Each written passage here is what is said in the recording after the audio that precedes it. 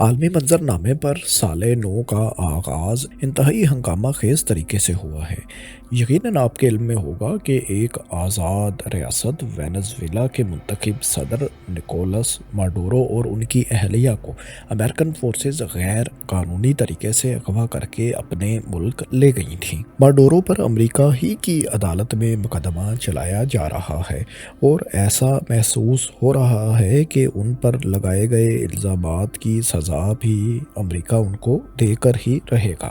بہرحال دوستو، ہم اس تفصیل میں نہیں جا رہے کہ یہ آپریشن کیسے ہوا، کیسے تکمیل تک پہنچایا گیا۔ ہمارا یہ موضوع ہرگز نہیں۔ ہم اس ویڈیو میں آپ کو یہ بتائیں گے کہ امریکہ کا یہ منصوبہ ماہرین کی نظر میں کیوں ایک ناکام منصوبہ ہے۔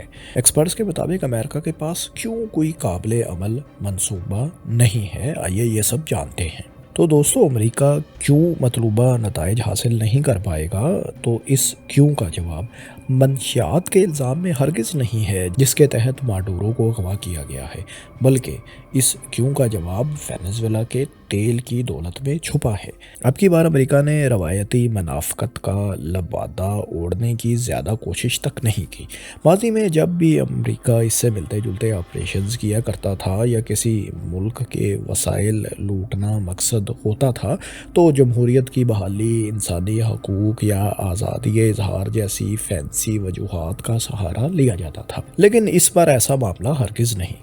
امریکہ نے وفاداری اور گلوبل آرڈر کے تمام پردے چاک کرتے ہوئے جمہوریت کا ڈرامہ، عوام کی آزادی وغیرہ کا جھوٹ بالکل بھی نہیں بولا، بلکہ ببانگ دہل پوری ڈٹائی کے ساتھ کہا جا رہا ہے کہ وینزویلا کا تیل ہی ہمارا مقصد ہے۔ اب ڈونلڈ ٹرمپ کی یہ ٹروتھ سوشل پوسٹ ہی دیکھ لیں، جس میں وہ دعویٰ کر رہے ہیں کہ وینزویلا کا 30 سے 50 ملین بیرل ذخیرہ شدہ تیل امریکہ لا کر فروخت کیا جائے گا اور اس سے حاصل ہونے والی آمدنی کو وہ خود کنٹرول کریں گے۔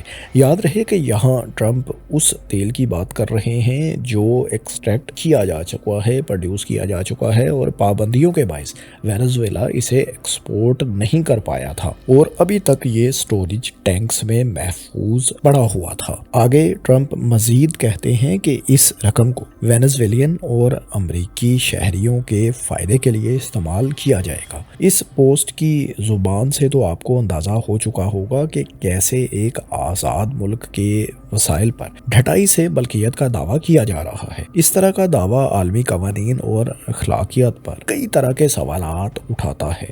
خیر، یہ تو وہ تیل تھا جسے زمین سے ایکسٹریکٹ کیا جا چکا ہے، لیکن ظاہر ہے ٹرمپ صرف اسی تیل کی بات نہیں کر رہے، بلکہ وہ وینزویلا کے پاس موجود دنیا کے سب سے بڑے تیل کے ذخائر تک رسائی بھی چاہتے ہیں۔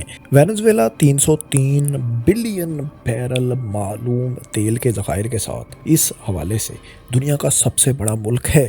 یہ دنیا کے ٹوٹل گلوبل آئل ریزروز کا چھٹا حصہ یعنی تقریباً 17% بنتا ہے، مگر وینزویلا کا یہ تیل ہیوی کروڈ آئل ہے، یعنی یہ لائٹ کروڈ آئل کی نسبت انتہائی گاڑھا اور کثافتوں سے بھرپور ہوتا ہے۔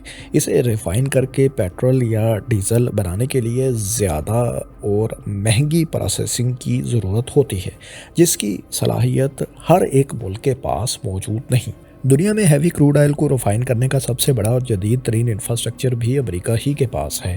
خاص طور پر امریکی ریاست ٹیکساس اور لوزیانا کے ساحلوں پر موجود ریفائنریز اسی قسم کے گاڑھے وینزویلین تیل کے لیے تیار کی گئی تھیں، جو 20ویں صدی میں بھی امریکہ کو وینزویلا سے حاصل ہوتا تھا۔ یعنی امریکہ صرف تیل پر قبضہ نہیں کرنا چاہتا، بلکہ وہ جانتا ہے کہ اس تیل کو کیش کروانے کی مشینری یا انفراسٹرکچر بھی اس کے پاس موجود ہے۔ اب دوستو، اس بارے میں بات کرتے ہیں کہ ماہرین خدشات کا اظہار کیوں کر رہے ہیں کہ وینزویلا کی تیل کی دولت سے امریکہ کیا فائدہ اٹھا پائے گا بھی یا نہیں۔ دراصل اس وقت وینزویلا کی سرکاری آئل کمپنی PDVSA شدید بد انتظامی اور طویل عرصے تک عائد رہنے والی بین الاقوامی پابندیوں کے باعث عملی طور پر تباہ ہو چکی ہے۔ تیل کی پیداوار سے متعلق مشینری اور انفراسٹرکچر انتہائی خستہ حال ہو چکا ہے۔ پائپ لائنز متعدد مقامات سے خراب ہو چکی ہیں۔ بڑی تعداد میں تربیت یافتہ تجربہ کار مین پاور ملک چھوڑ کر جا چکی ہے۔ ماہرین کے مطابق موجودہ انفراسٹرکچر فوری طور پر تیل کی پیداوار بڑھانے کی صلاحیت بالکل بھی نہیں رکھتا۔ توانائی کے شعبے سے وابستہ تجزیہ کاروں کا کہنا ہے کہ وینزویلا کی تیل کی صنعت کی بحالی کوئی شارٹ ٹرم منصوبہ نہیں بلکہ یہ ایک لانگ ٹرم عمل ثابت ہوگا۔ وینزویلا جو اس وقت 1 ملین بیرل یومیہ سے بھی کم تیل پیدا کر رہا ہے، اگر اسے اس کی سابقہ صلاحیت جو کہ 3 ملین بیرل یومیہ تک تھی وہاں تک واپس لانے کے لیے کم از کم 7 سے 10 سال لگیں گے۔ اس کے لیے وسیع پیمانے پر تکنیکی اصلاحات کی ضرورت ہوگی۔ انفراسٹرکچر کی از سرے نو تعمیر بھی درکار ہوگی۔ مسئلہ صرف وقت کا نہیں بلکہ اس سے کہیں زیادہ مالی وسائل کا تقاضا بھی کرتا ہے۔ انرجی ایکسپرٹس کے اندازوں کے مطابق تباہ حال نظام کو دوبارہ فعال بنانے کے لیے 100 سے 200 ارب ڈالر کے درمیان سرمایہ کاری درکار ہوگی۔ ایسے میں بنیادی سوال یہ پیدا ہوتا ہے کہ اتنی بڑی سرمایہ کاری ایک تباہ حال اور غیر مستحکم ملک میں کون کرے گا، کیونکہ جب تک انفراسٹرکچر مکمل طور پر بحال نہیں ہوگا تیل کی زیادہ پیداوار بھی ممکن نہیں ہو پائے گی۔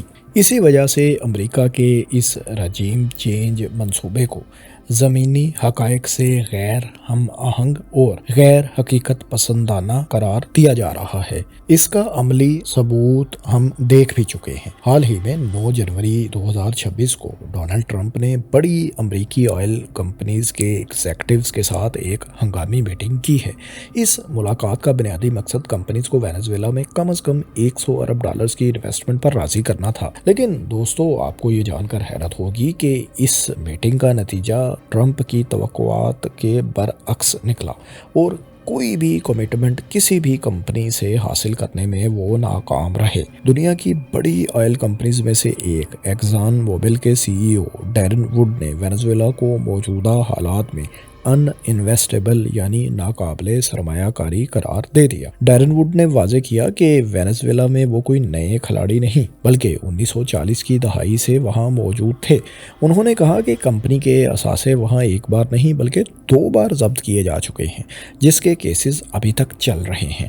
بڑی کمپنیز یقیناً وینزویلا میں انویسٹ کرنے سے ہچکچا رہی ہیں اور ان کا یہ خوف بلا وجہ بھی نہیں، کیونکہ اس کے پیچھے ایک تاریخ ہے۔ یہاں ہم اثاثوں کے فریز کیے جانے کا مختصر کنٹیکسٹ آپ کو بتا دیتے ہیں۔ دراصل 1976 میں جب وینزویلا نے اپنے تیل کی صنعت کو مکمل طور پر نیشنلائز کیا تو غیر ملکی کمپنیز کو باہر کا راستہ دکھا دیا گیا اور ان کے اثاثے فریز کر لیے گئے تھے، جن میں ایکزن موبل کمپنی بھی شامل تھی۔ اس کے بعد 2007 میں ہوگو شاویز نے ریسورس نیشنلزم کا نعرہ لگایا اور ایکزن موبل سمیت کئی دوسری کمپنیز کے اربوں ڈالر کے منصوبوں کو اپنے کنٹرول میں لے لیا تھا۔ لہٰذا اس کنٹیکس میں اور اس رسک کو ذہن میں رکھتے ہوئے حالیہ ڈونلڈ ٹرمپ کے ساتھ میٹنگ میں ایکزن موبل نے بس اتنا ہی کمٹ کیا کہ وہ وینزویلا میں آئل انڈسٹری کی موجودہ سچویشن کو سمجھنے اور پرکھنے کے لیے اپنی ٹیکنیکل ٹیم بھیجنے کو تیار ہیں۔ ایکزن موبل ہی کی طرح کونوکو فلپس کے CEO ریان لینس نے کہا کہ وینزویلا کی اسٹیٹ آئل کمپنی میں بڑے پیمانے پر ری اسٹرکچرنگ کی ضرورت ہے۔ ان کے مطابق بینکنگ سیکٹر کو وینزویلا کے قرضوں کی ادائیگی اور انفراسٹرکچر کو بہتر بنانے کے لیے بلینز آف ڈالرز مہیا کرنا ہوں گے۔ یعنی آپ کہہ سکتے ہیں کہ 2 بڑے آئل پلیئرز نے ملا جلا رسپانس ہی دیا اور کوئی فائنینشیل کمٹمنٹ نہیں کی۔ اس خدشے کا اظہار امریکہ کے ٹریجری سیکرٹری اسٹاک بیزنٹ پہلے ہی کر چکے تھے کہ بڑی کمپنیز وینزویلا جانے میں دلچسپی نہیں لیں گی۔ شیوران جو اس وقت وینزویلا کی اسٹیٹ آئل کمپنی PDVSA کے ساتھ جوائنٹ وینچر کے طور پر موجود ہے، اس کمپنی نے بہرحال اپنی آئل پروڈکشن اگلے 2 سال تک 50% تک بڑھانے کی کمٹمنٹ کی ہے۔ لیکن یہاں سمجھنے کی بات یہ ہے کہ شیوران اس وقت 2,40,000 بیرل یومیہ ہی پروڈیوس کر رہی ہے۔ 2 سالوں میں 50% اضافے کے ساتھ یہ مقدار بڑھ کر لگ بھگ 3.5 لاکھ بیرل تک ہی پہنچ پائے گی۔ یہ کوئی خاطر خواہ اضافہ آئل کی پروڈکشن میں ہرگز نہیں ہوگا جس سے امریکہ کو بہت بڑا فائدہ ہو سکے۔ ڈونلڈ ٹرمپ کو ایکزن موبل کا رسپانس کچھ زیادہ پسند نہیں آیا تھا، اسی لیے انہوں نے اس میٹنگ کے بعد کہا کہ وہ ایکزن موبل کو وینزویلا سے آؤٹ رکھنے کے حق میں ہیں۔ یہ صرف ایکزن موبل کا مسئلہ نہیں بلکہ تقریباً سبھی بڑی کمپنیز اس حوالے سے شکوک و شبہات کا شکار ہیں، اور ماہرین کے مطابق ان کے یہ خدشات بالکل درست اور بجا ہیں۔ اس سے بڑا سوال جو سرمایہ کاروں کو پریشان کر رہا ہے وہ یہ ہے کہ کیا واقعی وینزویلا میں سب کچھ بدل چکا ہے؟ ایکسپرٹس کا ماننا ہے کہ امریکہ نے مادورو کو تو ہٹا دیا، لیکن وینزویلا کا سیاسی سٹرکچر یا رجیم واقعی تو جوں کی توں ہے۔ اقتدار ابھی بھی انہی لوگوں کے پاس ہے جو امریکہ کے بدترین دشمن سمجھے جاتے ہیں، بلکہ ان میں سے کئی تو ایسے ہیں جن کے سروں پر امریکہ نے کروڑوں ڈالرز کے انعامات یعنی ہیڈ منی رکھی ہوئی ہے۔ نئی قیادت کا معاملہ بھی کچھ مختلف نہیں۔ وینزویلا کی موجودہ صدر ڈیلسی روڈریگوز کے بارے میں یہ توقع رکھنا کہ وہ امریکہ کی کٹ پتلی بن جائیں گی ایک خام خیالی ہی لگتی ہے۔ ڈیلسی کے دل میں بھی کہیں نہ کہیں امریکہ کے خلاف شدید نفرت موجود ہے، کیونکہ ان کے والد کے بے احمانہ قتل کا الزام CIA اور امریکی حمایت یافتہ پولیس پر ہی لگایا جاتا ہے۔ ایسے ماحول میں کمپنیز کو وہاں جا کر مقامی قوانین اور وینزویلین عدالتوں کا سامنا بھی تو کرنا ہے، جو ابھی بھی مادورو کے حامیوں ہی کے کنٹرول میں ہیں۔ لیگل ایکسپرٹس کے مطابق ٹرمپ انتظامیہ نے مادورو کو ہٹانے کے بعد کوئی قانونی میکانزم نہیں بنایا جس کے تحت تیل کو قانونی طور پر وینزویلا سے نکال کر امریکہ لایا جا سکے۔ جب تک وینزویلا کی پارلیمان قوانین تبدیل نہیں کرتی تب تک کوئی بھی امریکی کمپنی وہاں جا کر کام نہیں کر سکتی، کیونکہ ان کا ہر اقدام وینزویلا کے قوانین کے مطابق غیر قانونی تصور ہوگا اور انہیں عالمی عدالتوں میں مقدمات کا سامنا بھی کرنا پڑ سکتا ہے۔ بات صرف وینزویلا تک محدود نہیں، خود امریکہ کے اندر بھی ٹرمپ کے لیے حالات زیادہ سازگار نہیں۔ ٹرمپ کے ان جارحانہ اقدامات کے خلاف امریکہ کے اندر بھی شدید رد عمل سامنے آ رہا ہے، یہاں تک کہ خود ڈونلڈ ٹرمپ نے اس خدشے کا اظہار کیا ہے کہ آنے والے مڈ ٹرم الیکشنز میں ریپبلکنز پارٹی کو اکثریت نہ ملی تو انہیں امپیچمنٹ یعنی مواخذے کا سامنا بھی کرنا پڑ سکتا ہے۔ You got to win the midterms, because if we don't win the midterms, it's just going to be, they'll find a reason to impeach me. I'll get impeached. We don't impeach them, you know why? Because they're meaner than we are. اگر ایسا نہ بھی ہوا تو یہ Donald Trump کی آخری صدارتی ٹرم تو ہے اور ان کے پاس اقتدار کے زیادہ سے زیادہ 3 سال ہی باقی بچے ہیں۔ آئل انڈسٹری کے پروجیکٹس دہائیوں پر محیط ہوتے ہیں۔ سرمایہ کاروں کے مائنڈ میں یہ ضرور ہوگا کہ اگر آج وہ اربوں ڈالرز لگا بھی دیں تو 3 سال بعد کیا نیا صدر یہی پالیسی اپنائے گا اور وینزویلا میں کیا حالات یہی ہوں گے؟ اس بارے میں ظاہر ہے کسی کو بھی کچھ معلوم نہیں۔ انہی غیر یقینی حالات، قانونی پیچیدگیوں اور سیاسی عدم استحکام کی وجہ سے ماہرین کا ماننا ہے کہ ٹرمپ کا وینزویلین تیل فروخت کر کے امریکہ کو فائدہ پہنچانے کا خواب شاید کبھی حقیقت کا روپ نہیں دھار سکے گا، اور وینزویلین صدر کو اغوا کرنے کی بدنامی امریکہ نے خام خواہی مول لی ہے۔ دوستو، بات یہیں تک محدود نہیں، بلکہ ایک طرف ٹرمپ نے خود کو وینزویلا کا عبوری صدر بھی ڈکلیئر کر رکھا ہے اور کھلے عام وہ یہ دعویٰ کرتے نظر آتے ہیں کہ وہ وینزویلا کے معاملات اور اس کی تیل سے حاصل ہونے والی آمدنی کو براہ راست کنٹرول کریں گے۔ دوسری طرف مارکو روبیو نے ٹرمپ کے دعووں کے برعکس دنیا کو دکھانے کے لیے ایک 3 اسٹیپ پلان پیش کیا ہے، جس کے پہلے مرحلے میں اسٹیبلائزیشن یعنی استحکام، دوسرے میں ریکوری یعنی تنظیم نو اور تیسرے میں جمہوریت کی طرف منتقلی شامل ہے۔ روبیو کا مقصد صرف یہ تاثر دینا ہے کہ امریکہ قبضہ نہیں کر رہا بلکہ وینزویلین عوام کی مدد کر رہا ہے جمہوریت کے حصول کے لیے۔ لیکن دوسری طرف کئی امریکی کانگریس کے ممبرز دعویٰ کر رہے ہیں کہ ٹرمپ ایڈمنسٹریشن کے پاس وینزویلا کے تیل سے فائدہ اٹھانے اور جمہوریت کی بحالی کے لیے کوئی پلان سرے سے موجود ہی نہیں۔ دوستو، یاد رہے کہ اس ویڈیو میں ہم نے صرف تیل کے پوائنٹ آف ویو سے ڈسکشن کی ہے۔ ٹرمپ ایڈمنسٹریشن حالیہ آپریشن کے بعد جو باقی مقاصد حاصل کرنا چاہتی ہے، جن میں چین اور روس سے دوری جیسے مقاصد شامل ہیں، ان پر بھی شکوک و شبہات کا اظہار ٹرمپ کے سیاسی مخالفین کی جانب سے کیا جا رہا ہے۔ مادورو کو ہٹائے جانے کے بعد یہ قیاس آرائیاں ہو رہی ہیں کہ اب اقتدار اپوزیشن لیڈر ماریا کورینا مچادو کو دیا جائے گا۔ مگر باخبر حلقوں کا ماننا ہے کہ شاید انہیں بھی اقتدار نہ مل سکے۔ اس حوالے سے امریکی اخبار واشنگٹن پوسٹ نے انکشاف کیا کہ امریکی صدر نے مچادو کی حمایت سے ہاتھ صرف اس لیے کھینچ لیا کیونکہ انہوں نے نوبیل انعام قبول کرنے کا فیصلہ کیا تھا۔ اگرچہ میریا مچادو نے جیت کے بعد یہ ایوارڈ ٹرمپ کو ڈیڈیکیٹ بھی کیا، لیکن ان کا ایوارڈ قبول کرنا ہی ان کی بڑی غلطی سمجھا جا رہا ہے۔ سورسز کے مطابق اگر مچادو یہ ایوارڈ لینے سے انکار کر دیتی اور یہ کہتی کہ میں اسے قبول ہی نہیں کرتی کیونکہ یہ دراصل ڈونلڈ ٹرمپ کا حق ہے، تو شاید آج وہ وینزویلا کی صدر بن بھی چکی ہوتی۔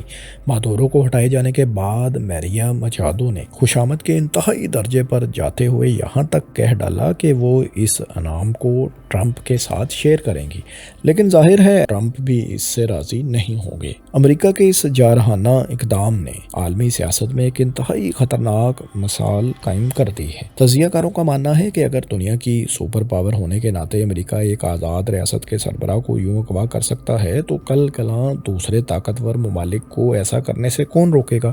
سوچیں اگر آنے والے وقت میں روسی صدر پوٹن یہی جواز پیش کر سکتے ہیں اور وہ یوکرین کے صدر زیلنسکی کو اٹھا کر ماسکو لے جائیں اور ان پر مقدمہ چلائیں تو جس کی لاٹھی اس کی بھینس کا قانون تو ظاہر ہے امریکہ نے خود ہی شروع کیا ہوگا، تو امریکہ پھر روس کے اس طرح کے اقدام پر تنقید کیسے کر پائے گا؟ صدر ڈونلڈ ٹرمپ گرین لینڈ پر قبضے کرنے کا دعویٰ بھی کھلے عام کر رہے ہیں، اس بات کا لحاظ تک نہیں کر رہے کہ ڈنمارک ان کا نیٹو الائی ہے۔ اگر گلوبل آرڈر کو کسی حد تک مستحکم رکھنا ہے اور کسی بڑی جنگ سے بچنا ہے تو امریکہ کو ان جارحانہ اقدامات پر نظر ثانی کرنی ہوگی۔ دوستو، آپ کا اس بارے میں کیا خیال ہے؟ کیا امریکہ وینزویلا کے صدر کو اغوا کر کے اپنے مقاصد میں کامیاب ہو پائے گا؟ کمنٹس میں اپنی رائے سے ضرور آگاہ کریں اور اس طرح کی ویڈیوز آئندہ بھی دیکھنے کے لیے بگ سوچو کو سبسکرائب کر لیں۔ شکریہ۔